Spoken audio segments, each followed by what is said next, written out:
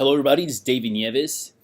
Welcome to this short webinar on the first chapter of Think and Grow Rich. This was one of the very first book that I've read, and let me tell you, man, it was a life-changing book when I read this book.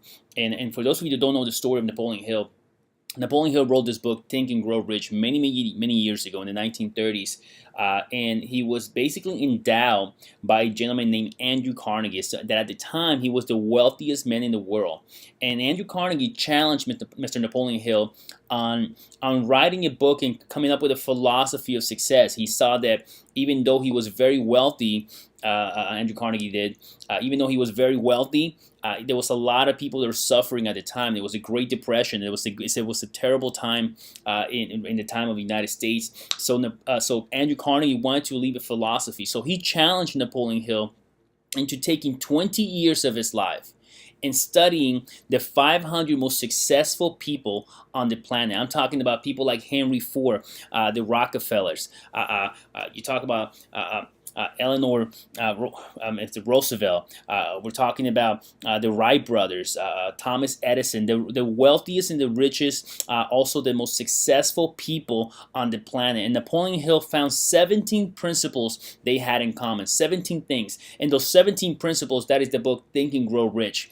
This book literally changed my life, so I'm excited to share with you the first chapter of Think and Grow Rich. Let's go ahead and dive into this. Here's the first thing Napoleon Hill talks about.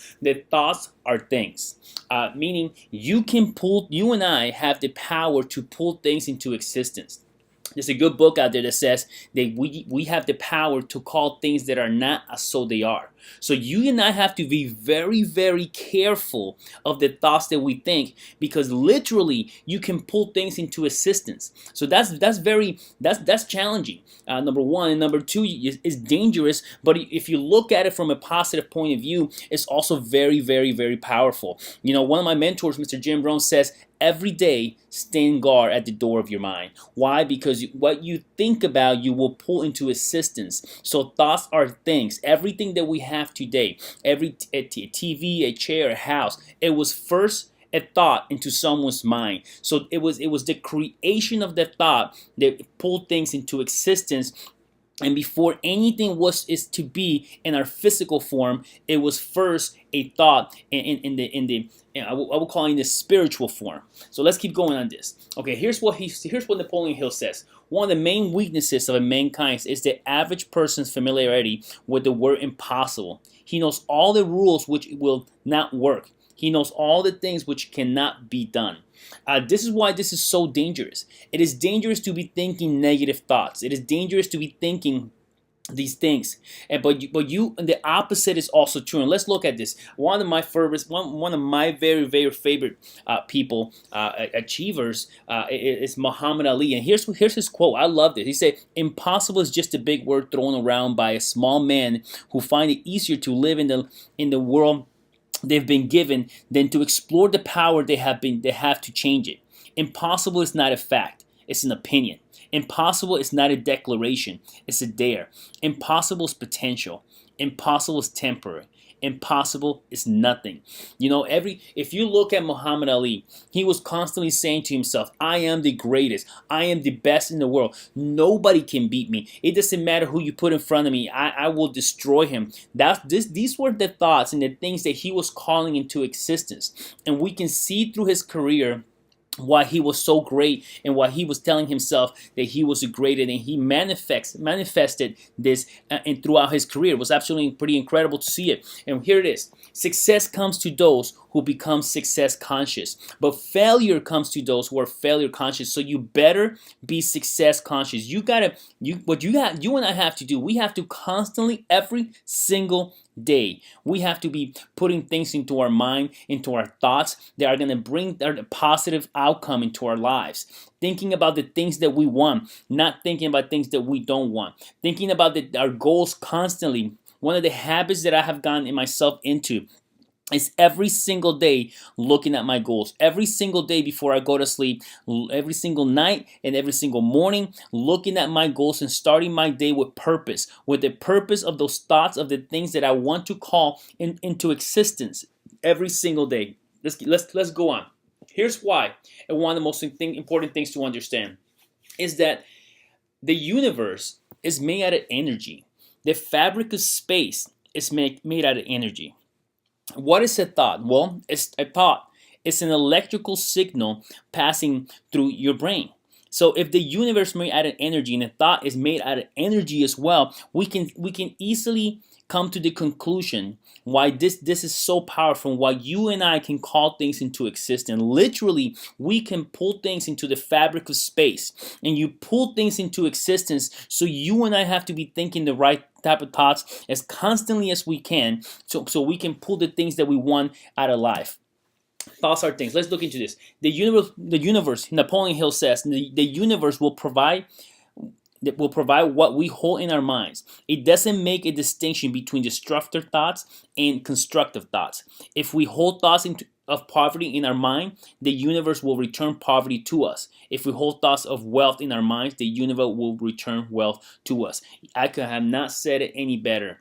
This is what he says. So how do we do this? Here's the first thing. Number one, you got to define defiance of purpose. You got to define what it is that you want. What is it you want? You got to get very, very, very clear on it. You got to understand that the clarity is power. Whatever you focus on expands. So you got to be so clear on what it is that you want. You want a house. You got to find out what type of house do you want. How big is it? What type of garage? What type of cars are you gonna have in it? What type of kitchen? You got to have a defiance of purpose and know exactly what it is that you want. Number two, you got to understand that you got to have persistence and the persistence and determination to stand by the desire until it is realized. You know, the evidence of persistence is actually faith, or faith is the evidence of persistence, because when you have faith in your life, you will persist until you succeed. So persistence is key. So every single day, Napoleon Hill tells us that you got to persist until you succeed. Number three, you got to let it turn into a burning desire. You got to let it turn into something that it just burns inside of you, something that you wake up thinking about it, you go to sleep thinking about it. This has to be a burning desire deep inside of you. And this is so key, because to become successful at anything in life, it takes such an intense amount of energy that if you don't love it, if you don't turn it into a burning desire, it's going to be super hard for you to achieve it. So you got to let it burn inside. Your riches has to be burning inside. Let's move on. And here's a great example. There's a gentleman by the name of Cortez. He was Hernando Cortez. He was a conqueror in the 1500s, where he set out to conquer the Aztec warriors. He heard about the Aztec warriors and their gold, and he set out to conquer them. And when he took 500 sailors against 5,000 warriors, Aztec warriors, and here's what happened. And he constantly before he said on shore. Before then, what he did, he talked to his band, and his man, he constantly was asking them, what is it that you're gonna do with your goal? What are you gonna do with your share of goal? And his men were talking back to him, telling him, well, when I get my goal, I'm gonna go back home. I'm gonna buy a farm. I'm gonna buy a castle. I want to buy a home. And he was just feeding the dream, constantly forcing them to think what they were going to do when they achieved their goals. And guess what? 3 days passed by. They went into shore. And he gathered his men together, and his men were thinking that he was going to do this amazing speech. And he said to his men, burn the boats. If we either win or we die. Hernando Cortez was the only conqueror known to conquer the Aztec warriors in 800 years. After many attempts from many conquerors, he was the only one that did it. Why? Because he had a burning desire, and he constantly fed the thought to his man on winning, and he gave himself no point of retreat. That's called burning the boats. That's called failure is not an option. And that is the key to success in anything in life. So let's talk about this. Every great leader from the dawn of civilization down to the present was a dreamer. If you do not see great riches in your imagination, you will never see them in your bank account. Let me tell you something. When I was first introduced to the industry of entrepreneurship and speaking and network marketing, I was blown away at the age of 16. I'm 35 today, but at the age of 16, man, I was my parents took me to a seminar, and I remember seeing the speakers on stage, and I was just blown away. I told myself I want to be like them. I want to be that person up there. Now it took 15 years for me to realize that goal, but you know what? It happened, and every single day, I'm telling you, like I thought about this all the time. It was something that was burning inside of me. Even the times that I kind of forgot, but then I remember again those dreams of what I wanted to be, and I manifested this into reality.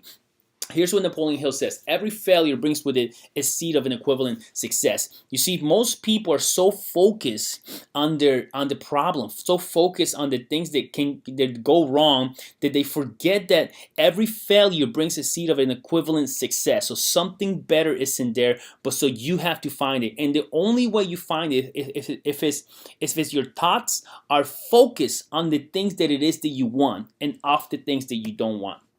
So here's what he says: a burning desire to be and to do is the starting point from which a dreamer must take off. Dreams are not born of indifference, laziness, of lack of ambition. That means you gotta really, really want it, and you gotta put the work and the effort that it takes for you to achieve those dreams. But when you have a burning desire, when you have the fineness of purpose, and you know what it is that you want, let me tell you guys, you are not just you're not pushed. You're pulled. I mean, you pull things into existence. You are pulled, and your dreams and your work ethics pull you. Your passion is pulled because you know what it is that you want, and it turns into a burning desire. Here's what he says: there's a difference between wishing for a thing and being ready to receive it.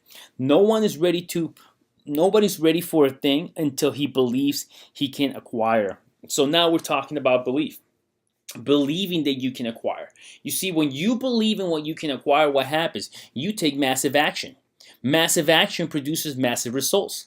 Results reinforces the belief again that you can do this, that you can achieve success. So you have to go out there and what? Believe. You got to start believing that the impossible is possible, and it's possible for you. You know, I want to share with you something that you already have all that it takes.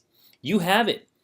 All that it takes is your best, and you can give your best. So you already have all that it takes. Yes, you might have to learn some skills. Yes, you might have to still acquire and grow, but that's okay. We are always growing. That's just a part of life. If you stop growing, you're dying. You're going backwards. There's no such thing as my mentor said, David, there's no such thing as drifting up the mountain. You can only drift backwards. So you got to keep growing and growing, but you already have everything that it takes for you to win. So let's talk about this a little more.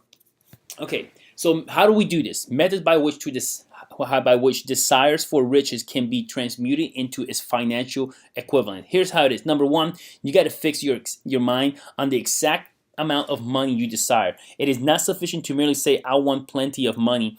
Be definite as to the amount. How much money do you want to make this year? How much money do you want to make this year? Do you know that? Do you want to make 6 figures? What is it that you want? Let me tell you something. If you're not thinking about it, you're not going to achieve it. So you better start thinking about it. Start feeding your mind these type of thoughts of, if you ever want to make 6 figures or even 7 figures a year, you got to be defined. You got to define exactly the amount. Here's number 2. Determine exactly what you intend to give in return for the money you desire. So you understand now, you know what you want, but you got to understand that you have to give something in return. There's no such thing as something for nothing. You're gonna have to acquire some disciplines. You're gonna have to start growing. You're gonna have to start studying. You're gonna have to reading some books. You're gonna have to become a person of worth in order for you to acquire this money that you want to achieve. So you gotta understand that you have to become. Okay, my mentor said, David, be, do, have. That is the equation for you to have success. Be stands for becoming. First, you gotta become what it is you want to achieve. Number 2, you gotta do. Now you have to do what you're becoming. And number 3, now you can have. So if you're not willing to become more and do more, don't expect to have more. So determine exactly what you intend to give in return for the money and what you intend to do every single day. Okay, here's number 3. Establish a definite date when you intend to possess the money you desire. My mentor said, David, the difference between a dream and a goal is that a goal has a deadline. So you got to give it a deadline. Here's number 4. Establish a definite plan for carrying out your desire and begin at once. Whether you are ready or not, but put this plan into action. here's what's going to happen. You're going to put a plan into place, and it's not going to be exactly like you plan. So it doesn't matter. The plan doesn't matter. What matters is action. It's immediate action. You see, because what's going to happen is you're going to plan, you're going to do the plan, you review the plan, and then you switch it up again. So plan, do, review. Plan, do, review. Okay, and you constantly, guess what? You do it again and again and again. But don't get so caught up on the plan. The most important thing is for you to take action every single day. Here's number 5. Write out a clear, concise statement of the amount of money you intend to acquire. Name the time limit for its acquisition. State what you intend to give in return for the money, and describe clearly the plan through which you intend to accumulate it. It's very clear. Write down a statement, and every single day now, guess what? You get to read it. You get to look at it. What is it that you're going to do? So it's a simple.